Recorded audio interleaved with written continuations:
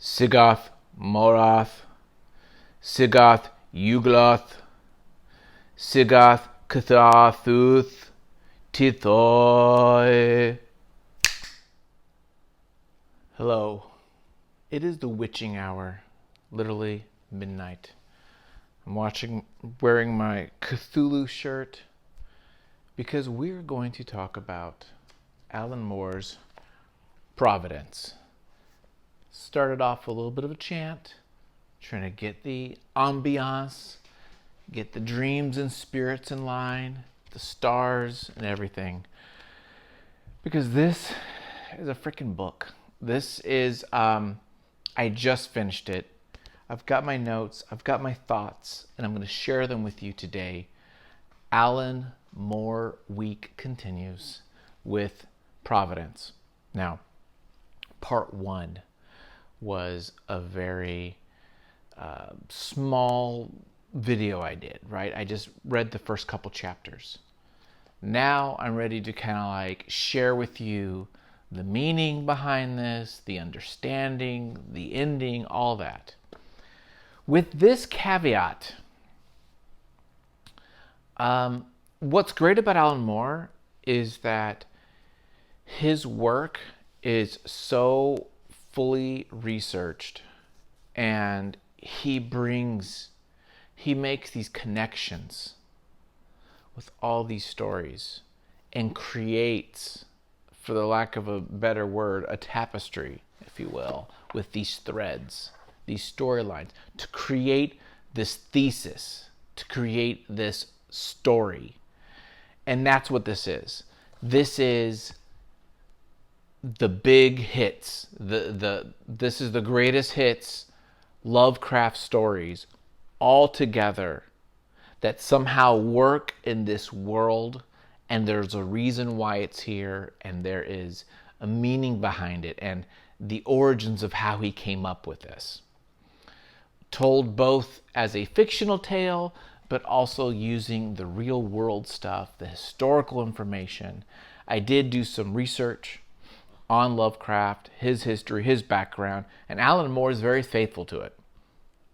He breaks it down, how Lovecraft is actually in this. He becomes a character. So Robert Black, who's our main protagonist, meets Lovecraft, and that's where this transfer of information, the transfer of these stories, these kind of journal entries become part of the Lovecraftian mythos, because Lovecraft gets a hold of this journal of Robert's and creates a lot of the big stories, right? Including the Necronomicon. So what's really fascinating about this is I've read this once. If I really want to enjoy this, I got to read it again. This, honestly, I'm going to put this up there. This is high on the Alan Moore world because it's so heavily researched, because there's this great story of reality and dreams and imagination and fiction and all those things that he likes, right? Alan Moore, there's these themes that he's like really into. And this is like not only a love letter to Lovecraft, but New England and the times and all that. And it is really well done. I think it's a lot of freaking work went into this, man. A lot of work went into this. So let's just talk a little bit about some of those themes about Providence and what's going on. So Alan Moore has always had a great kind of fascination with magic, with language and the power of language, with dreams and reality and various realities in the world, and mystery schools, like esoteric things like, the Golden Dawn, Freemasons. I'm a third degree Master Mason, and he loves to put Masonic stuff in there. League of Extraordinary Gentlemen's got it. I mean, almost all his works, he mentions Masons. He's got this thing for Masons.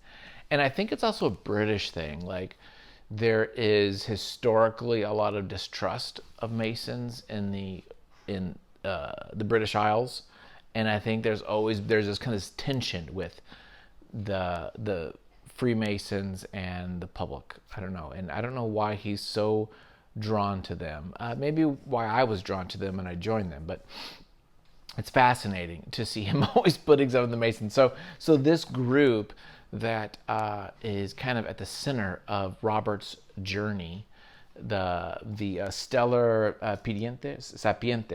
Stella Sapiente, which means like wisdom of the stars, I think in Latin or Greek, and they're basically like Order of the Golden Dawn or something like that, and the story is, Robert, who left journalism to go kind of create his novel about the occult or about these mystery schools, is journaling. And that's what's great about this book, is that each of the 12 chapters, actually 11 of the 12, have, a good sizable chunk of diary entries, okay? And he's calling it the commonplace book, but in these journal entries not only recap what we just read, but also go into much more detail about his relationships and the things he sees and experiences. And it's highly, you have to totally read this stuff. And it was not that easy. And that's what's great about Alan Moore, is it's not easy to read. It is in depth. I can't sit here and read this while watching The Voice. It's like, I got to pay attention. And in here, though, you really understand more about the character, about what's happening. And it was these journals entries that H.P. Lovecraft got a hold of, Howard got his hands on, and he crafted the Necronomicon out of it, which is this fictional book, which in reality is a fictional book, but has been copied and parsed through the world as reality for some. And it's just a fascinating idea coming from not only, I should mention too, not only does it have his journal entries, but Robert Blake also finds this book, which was written by a Arab who, I think from Iraq or Saudi Arabia, who went insane learning this kind of ancient language, right? And that whole idea of unfathomable horrors and having knowledge beyond our ability, or not being able to perceive horror or beings, which turns you insane, and would turn the reader insane. And that was kind of like the scare of the Necronomicon, is that if you were to read it, you go insane. That's like the hook of Lovecraftian stuff. And that whole idea of insanity is a big part of Lovecraft's stories. And Alan uses it here, and that's part of his like world. And again, it's that like hidden languages, hidden meanings that open doors of perception, that open your ability to see new worlds, to see the world that exists here. That this physical world is also inhabited a spiritual world, right? That spiritual forces are engaging with us that we cannot perceive or see. But if you were to see them, it would freak your ass out, and you would go crazy, right? And so that's not too hard to kind of comprehend. We can kind of figure that out. So we play with that a lot. We play with this idea. And so you have this idea, and then I love this other concept of fiction and reality, right? So you have a Robert story, which is, he really does go to these different towns, writes in his journal these experiences he has with these different people that are real. Then Lovecraft uses those real things in a fictional sense in a book. And then now people read that as fiction, but in a way the fiction becomes reality. And so it's kind of this weird loop. It's really kind of interesting and fascinating. And again, it goes with dreams. And Robert and this story is also about unlocking dreams and unlocking these ability to have lucid dreams, and these dreams are actually reality. And it's just really cool, man. I love them. It's almost like an anthology in that each issue is kind of a separate short story. You know, he meets one person who paints these paintings that are horrific with monsters. Well, we find out that he's not imagining these monsters, but these actually monsters are he sees, or things that have happened, that these dismembered bodies or these murders that have happened in the subways are because of these invisible creatures, right? That eat the dead, or eat the decomposing flesh type of deal. And all these kind of concepts and ideas, we've thought of them, heard them before, because they've been permeated. These like little pitches, these ideas have been permeated through pop culture and movies and everything for decades and decades, right? So it's familiar, right? There's a story of these incestual families in this lake, in this coastal town, that are like half aquatic, fish women and men, and mating and creating these hybrid people, right? And so there's just all these really, really kind of gruesome ideas, but it's not a gruesome. It's not graphic. It's very played very straight. I should say there are some graphic moments, but they come at you and then they leave. It's not like it's not like that Warren Ellis story where it's like just, was it Crossed? What is it called? Is that what it's called? Where it's another Avatar book where it's like just destruction and mayhem, completely debauchery from page 1 to 24. This is not like that at all. You will get those little moments of impact, but it's not like that. It's very well done. I really am seriously impressed with the level of detail, of information, and how he mixes in the real Lovecraft, the real story of Lovecraft.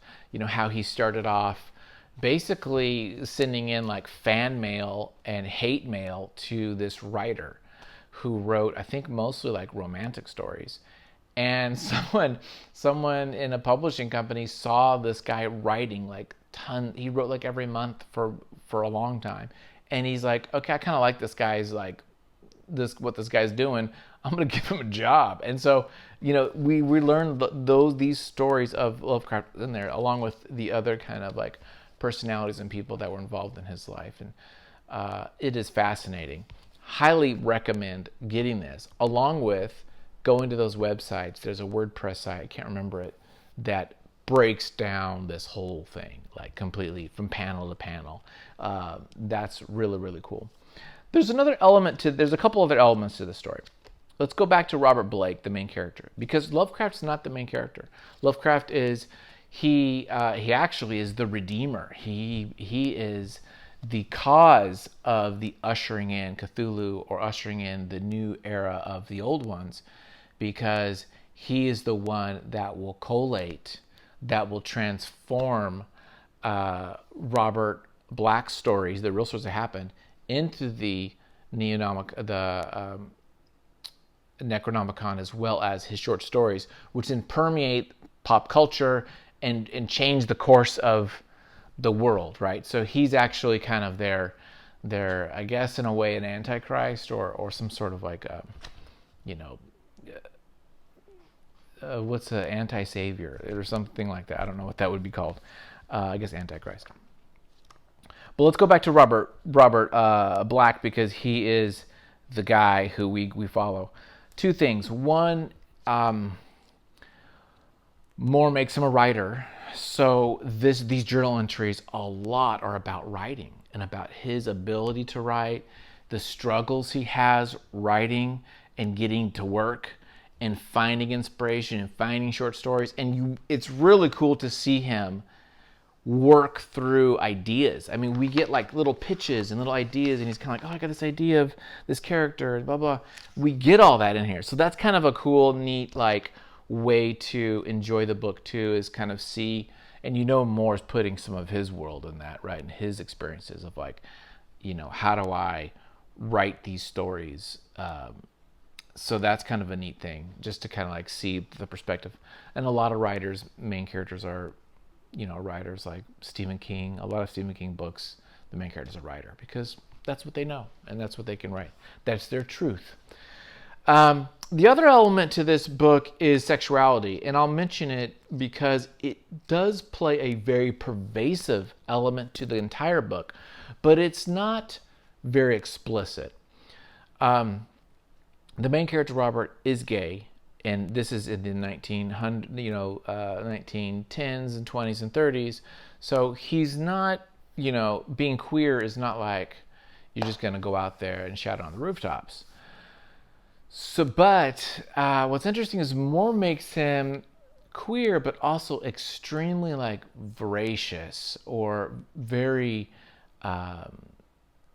interested in having partners and wanting that having that sexual energy, which is opposite to Lovecraft. And we do get a kind of a true depiction of Lovecraft being pretty asexual. And there's stories of him even with his wife. They weren't like getting it on a lot. But Robert is very kind of sexual as far as his thoughts and his feelings and things like that. And maybe part of it is in the beginning, one of his lovers commits suicide, and so there's these kind of pain elements to it. And all the sexual kind of energy is all in double entendres, like constantly any dialogue he has with another man, which this book is 99% male characters, it's using language like mounted, excited, erected, pleased to see, impassioned with, all those kind of like words that are all double entendres for some kind of a sexual encounter. And that's totally fine, and you can totally be queer and randy or straight and randy. I'm cool with either of those. I guess my only hesitation is I would hate for, and I don't think Moore intends this at all, but there is that element of he's gay and horny, which could be just a really surface level reading of it that some people might be kind of turned off on because like, oh, what, because of that? Now, I don't think that's the case, but I just wanted to state that there is this tone of sexual tension or sexual need or want that Robert has. So that is in there, but it's nowhere like Neonomicon, where there's an explicit like rape scene. There are a couple moments of some sex in here, but it's pale in comparison to that one. So I think it's tastefully done, but there's definitely like that element to this, that the horniness, I suppose you would say.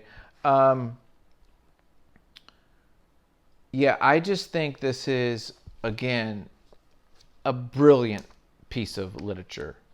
It really is good. And it makes me actually want to go read Lovecraft. I know that the language is a challenge, that he was very verbose, that he used some terms are just archaic and difficult to understand. Even different than, say, Dickens or Shakespeare, he's using words that just we don't even use, or like, phrases that are a little more complex. You have to kind of like break it apart.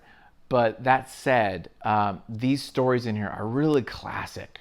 These little like episodes he goes through. And I kind of want to like read them and appreciate this even more, because this is full of information, full of stuff. So a bit of a long-winded thing, but I would say this is a brilliant book about putting the history of Lovecraft in the world, the idea of fiction and dreams influencing a reality or becoming a reality. If we dream it, is that a reality? This idea of magic and language, and looking for knowledge, being an outsider, right? All these people joining these sects, right? Joining these groups are outsiders in some way.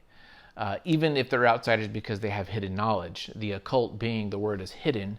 And so going to finding hidden knowledge, you become an outsider because you now perceive the world differently. Those are fascinating ideas. And I like that stuff myself. So big freaking fan of it. And the ending I won't spoil, but yeah, the ending it then kind of like culminates in a kind of cataclysmic, kind of Armageddon, Ragnarok type of ending that ties in Neonomicon as well. So it's a very freaking cool book. $30, not a bad deal at all. And I'm not going to say it's as good as From Hell,